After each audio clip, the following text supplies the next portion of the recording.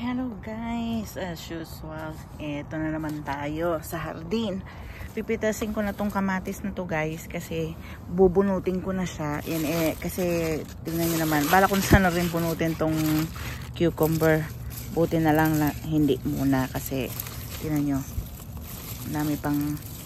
may dalawa pa siyang coming up na bunga. Hayaan ko na lang muna siyang magbunga. So hindi mo natin yan pipitasin. Pero itong kamatis, pipitasin na natin guys. Magulang na oh. Nagpapalit kulay na siya. 2 days lang, pula na rin yan siya. Kasi, papalitan na natin guys. Kasi nakikita nyo naman, yung kanyang puno ay ano na, tuyot na. So, tatanggalin na natin siya para mapalitan na natin siya ng panibagong tanim para mas productive.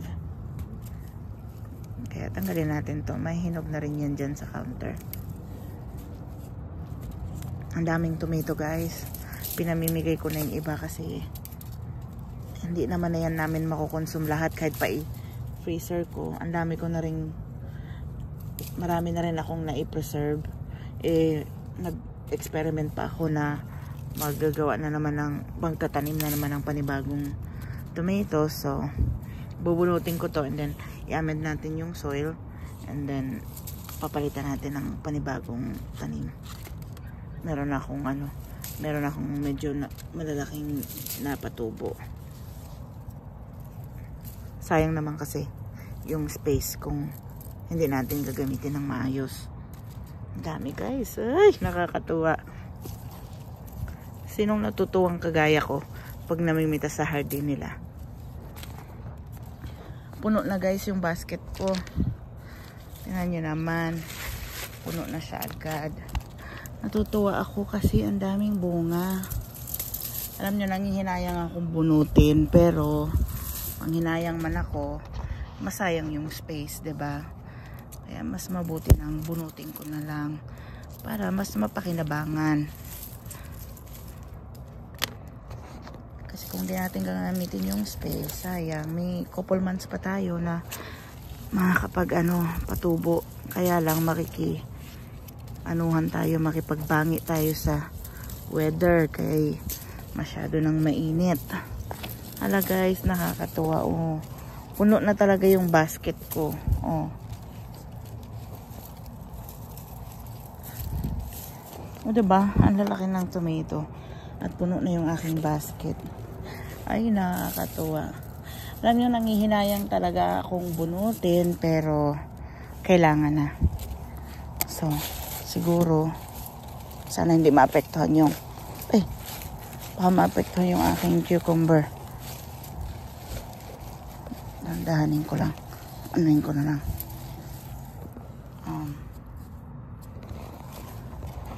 Pitasin ko muna yung mapipitas ko guys. And then, saka natin bunutin para ayoko kasi maapektuhan yung aking cucumber.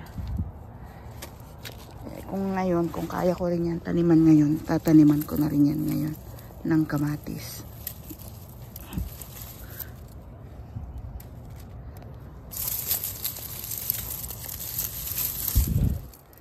Ay, nakakatuwa guys.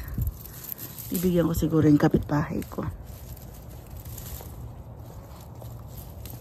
Abutan ko rin siya. Bukas siguro. Bunutin ko na rin tong sibuyas dito. Maliit lang siya pero hey, magagamit din yan. Ay ko. Ang hirap mamitas dito kasi naghalo-halo na, kaya gusto ko na rin siyang pagpipitasin kung ano man yung mga nandirito para magamit na rin. At yung space mapakinabangan din. Kung anong itatanim natin ditong susunod.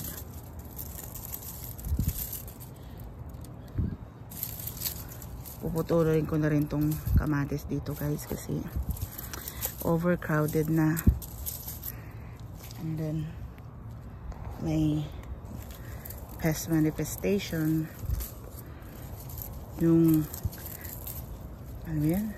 Leafy, basta hindi ko na search ko na yun napakita ko na sa ate ko ngayon, hindi ko na naman tandaan yung kanyang pangalan. Ayan, ayan siya. Andyan, left-footed. There you go. So, anuhin na natin para maiwasan na rin yung pagkalat. So, yan muna guys. Punong-puno na. Marami pa akong pipitasin pero punong-puno na yung basket ko. And then may mga, yung pala sinasabi ng biyanan ko, ang dami daw cucumber. Namitas daw siya kahapon. Hindi pa nakita, ang dami pa rin. Yung lemon cucumber, ang dami doon. Yung nakabaldi ko, may 3. Ang dami. So, pipitasin ko na siya guys. Yan lang muna ang maipakita ko sa inyo kasi ang, yan, ang dami talaga daming cucumber kita nyo ba? Das yung aking mga melon dyan guys. Kita nyo ba? Mga melon. Daming cucumber sa balde lang yan guys nakatanim. Nakita nyo naman. So, dyan muna guys. Happy gardening and we'll see you again next time. Bye.